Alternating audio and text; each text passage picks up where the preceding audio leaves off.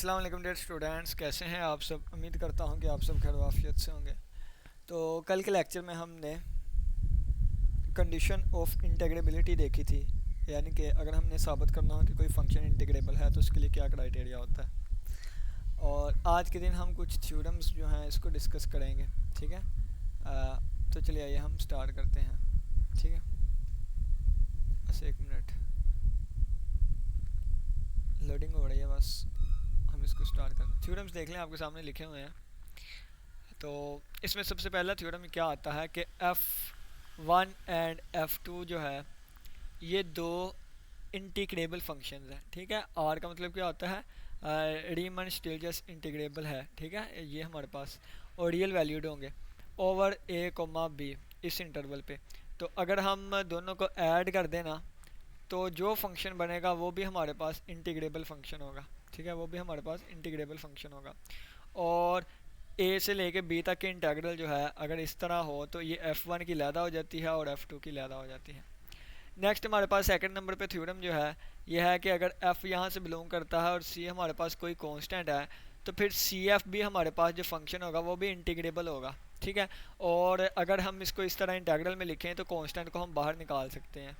ठीक है, अब तीसरे नंबर पे आता है कि अगर F1 और F2 दो फंक्शन है इंटीग्रेबल है और F1 लेस देन और इक्वल टू F2 के है, देन अगर हम इसको इंटीग्रेशन में लिखें यानी कि F1 की इंटीग्रल लें और F2 की इंटीग्रल लें तो इनके दरमियान लेस देन और इक्वल टू ही आएगा, यानी कि वही इनइक्वालिटी आएगी।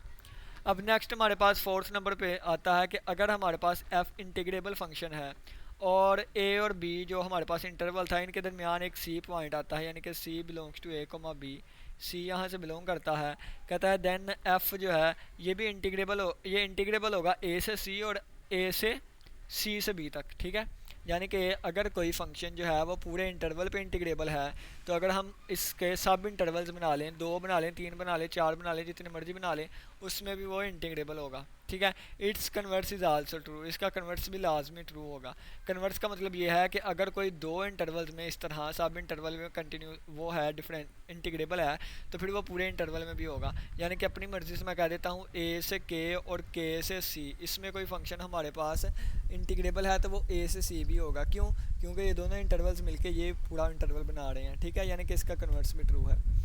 नेक्स्ट पाँचवें नंबर पे हमारे पास आता है कि अगर f हमारे पास इंटीग्रेबल है तो उस f को f से मल्टीप्लाई करें, जो फंक्शन आएगा वो भी हमारे पास इंटीग्रेबल होगा। ठीक है, तो नेक्स्ट हमारे पास थ्योरम नंबर 6 है, कहता है कि अगर हमारे पास f इंटीग्रेबल है और इसकी जो एब्सोल्यूट वैल्यू है, यानी कि एब्सोल्यूट वैल्यू से जो फंक्शन बनेगा, ये तो इसमें प्लस माइनस सारी वैल्यूज़ आ जाएंगी ना, लेकिन इसकी जो एब्सोल्यूट वैल्यू अगर हम फंक्शन की लें तो यानी कि अगर मैं कहूँ कि हमारे पास -x² -1 ये वाला हमारे पास एक फ़ंक्शन था, या कह लें x² -1 ये एक फ़ंक्शन है, तो इसकी अगर हम -x² +1 यानी कि इसको लिख देते हैं हम -x² और +1 ये फंक्शन था, तो इसकी जो एब्सोल्यूट वैल्यू होगी वो क्या आ जाएंगी। आप चाहें तो इसमें से माइनस का अमल भी ले लें, x² -1 बन जाएगा ये एब्सोल्यूट वैल्यू। ठीक है, तो ये भी हमारे पास इंटीग्रेबल होगा और इसकी जो एब्सोल्यूट वैल्यू वाले का आंसर आएगा ना इंटीग्रल का, ये लेस देन और इक्वल टू होगा ये f वाले की एब्सोल्यूट वैल्यू, यानी कि इंटीग्रेशन लेने के बाद एब्सोल्यूट वैल्यू लें तो वो लेस देन और इक्वल टू होगा f की एब्सोल्यूट वैल्यू और इसके बाद integration, but it's converts is not true, इसका कन्वर्ट्स ट्रू नहीं है। अब इन सारे थ्योरम्स के ना प्रूफ भी हैं, तो प्रूफ हम आने वाले लेक्चर्स में अगर करवाए गए तो फिर हम भी करवाएंगे आपको। ठीक है, ईजी ही है इनके प्रूफ।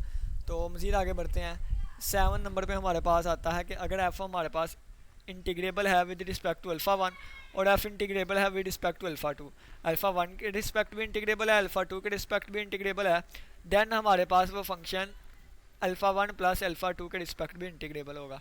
ठीक है, और इसका ये अल्फ़ा 1 अगर ये इंटीग्रल है ना अल्फ़ा 1 प्लस अल्फ़ा 2 तो इसका ये लैदा कर सकते हैं, इसके हिसाब से लैदा कर सकते हैं। ठीक है, ये वाली चीज़ आगे।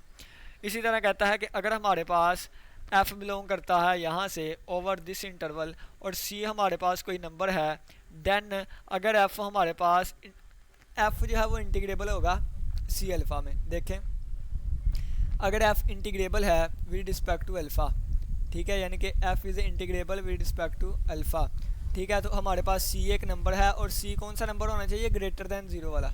ठीक है, c हमारे पास पॉजिटिव नंबर होना चाहिए ग्रेटर दैन 0 और ये पॉजिटिव नंबर लिखा हुआ है। ठीक है, तो एफ़ जो है ये भी हमारे पास इंटीग्रेबल होगा, ये एफ़ इंटीग्रेबल होगा with respect to C alpha के भी, ठीक है। और इसको इस तरह लिखते हैं कि अगर सी हमारे पास अल्फ़ा के साथ है ना तो ये सी बाहर भी आ जाता होता है इस तरह, ठीक है। तो एट द एंड क्या कहा है, इन सभी के प्रूफ्स भी हैं। अब नेक्स्ट हमारे पास क्या है कि अगर f1 और f2 हमारे पास बाउंडेड एंड इंटीग्रेबल फंक्शंस हैं, then f1 minus f2 also integrable, ये भी इंटीग्रेबल होगा। यानी कि f1 भी इंटीग्रेबल था, f2 भी इंटीग्रेबल था, देन f1 माइनस f2 भी इंटीग्रेबल होगा। और इसकी इंटीग्रेशन किसके इक्वल होगी, f1 वाले की लहदा और f2 वाले की लहदा।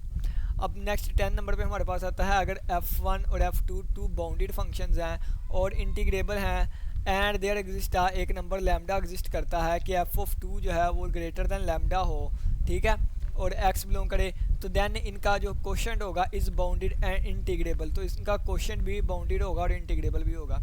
यानी कि यहाँ पे f2 के हिसाब से मैं f1 के हिसाब से लिखवाता हूँ। ये देखें, अगर ये दो फंक्शन हैं हमारे पास क्या है, इंटीग्रेबल है, इंटीग्रेबल और बाउंडेड है। तो अगर मैं कह दूँ कि f1 की जो एब्सोल्यूट वैल्यू अगर आप ले ये ग्रेटर दैन लैम्डा आए, तो फिर f of 2x over f of 1x नहीं अल्फ़ा, ठीक है, अल्फ़ा बल्कि x ही आएगा, ठीक है, क्योंकि अल्फ़ा जो है वो ख़ुद में एक फ़ंक्शन है और f जो है वो x का फ़ंक्शन है। तो f of 2 of alpha over f of 1 of alpha जो है ये भी हमारे पास बाउंडेड और इंटीग्रेबल फंक्शन होगा, ठीक है। यानी कि जो बटे के नीचे हमने फंक्शन लेके आना है कंडीशन उस पर लगनी है कि वो ग्रेटर दैन लैम्डा हो, ठीक है।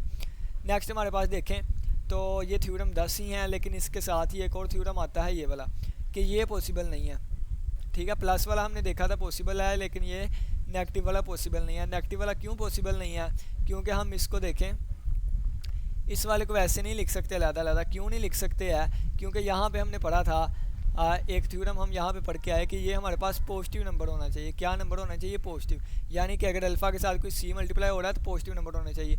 तो ये वहाँ पे -1 मल्टीप्लाई हो रहा था, अगर देखें ना तो यहाँ पे क्या मल्टीप्लाई हो रहा है, -1 मल्टीप्लाई हो रहा है, इसके साथ माइनस मल्टीप्लाई हो रहा है, तो माइनस को इस तरह बाहर नहीं निकाल सकते, ठीक है। ये हमारे पास नॉट पॉसिबल है। तो उम्मीद करता हूँ कि आज ये हमने थ्योरम्स की स्टेटमेंट से डिस्कस की, 10 से 11 थ्योरम है। तो इन थ्योरम्स की स्टेटमेंट में अगर किसी को कोई कन्फ्यूजन हो तो लाजमी पूछिएगा। प्रूव इसके फिर देखे जाएंगे आने वाले लेक्चर्स में, किसी ना किसी लेक्चर में तो लाजमी करवाएंगे, ज़ाहिर सी बात है कि इंपॉर्टेंट चीज़ें हैं ये भी। तो इन नोट्स में जो भी चीज़ें लिखी है एट द एंड हम उनको कवर करने की कोशिश कर रहे हैं, तो इनमें ये प्रूफ्स नहीं लिखे हुए। नेक्स्ट हमारे पास एक लेमा आएगा, उसको प्रूव करेंगे। तो इसी के साथ इजाज़त दे, अपना बहुत सा ख्याल रखिएगा। अल्लाह हाफिज़, अल्लाह निगहबान।